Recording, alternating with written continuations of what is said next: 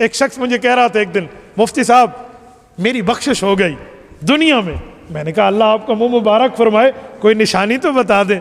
کہتے میں نے اپنے بچے کو حفظ قرآن پہ ڈالا ہے، ایک جگہ تلاوت قرآن ہو رہی تھی، ایک قاری صاحب پڑھ رہے تھے، میرا بیٹا بھی میرے ساتھ گیا، قاری صاحب جو لفظ پڑھتے تھے میرے بیٹے کی منہ کی اسٹائل وہی بنتا تھا، یعنی یہ بھی ساتھ دوہرا رہا تھا۔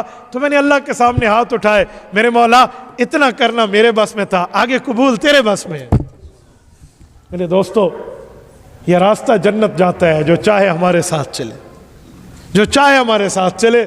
آپ جذبہ رکھیں، خود پڑھیں تو ٹھیک ہے، نہیں پڑھ سکے تو اپنی اولادوں کو تو پڑھائیں نا، اپنی اولادوں کو لگے۔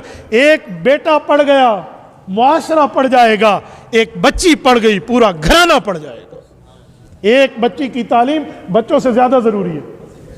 اسکول کالج پڑھیں، پڑھائیں، نہیں منع، بالکل نہیں منع، لیکن آپ مدرسہ بھی پڑھائیں۔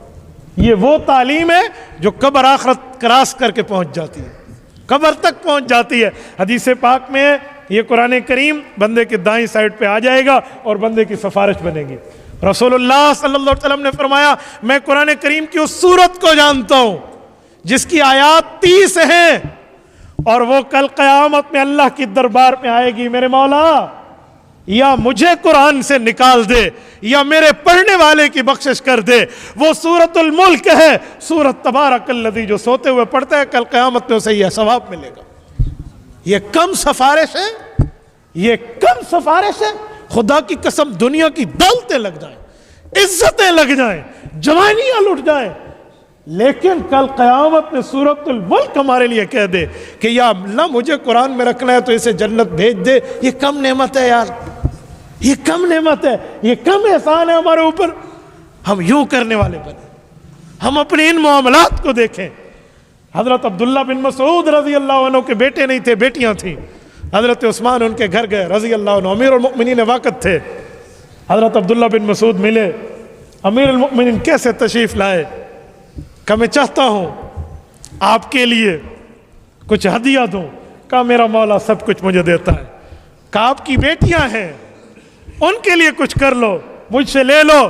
کہا جی میں غریبوں کا حصہ نہیں لیتا، بس ٹھیک ہے جو اللہ مجھے دے رہا ہے۔ کہا بیٹیوں کا کیا ہوگا تیرے بعد؟ کیا جواب دیا انہوں نے؟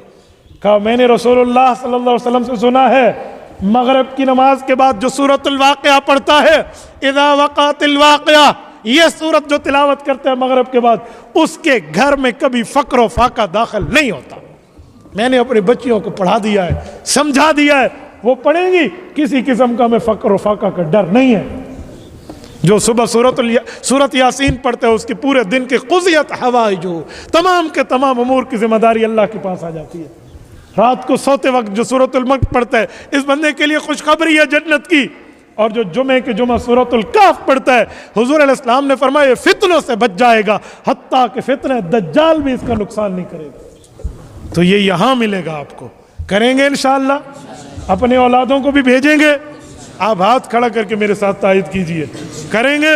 تمام دوست ہاتھ کھڑا کریں جس کا جذبہ بنے کہ وہ اللہ کو حاضر ناظر کر کے کہے قرآن پڑھے گا بھی اور آگے پڑھائے گا۔ پڑھائیں گے انشاءاللہ، یہ ثواب اور اجر لیں گے اور اس پیغام کو آگے پہنچائیں گے، گھروں تک بتائیں گے، اپنی اولاد کی تربیت کریں گے نا۔ اللہ آپ کو سلامتی عطا فرمائے، اللہ خوش و خرم رکھے۔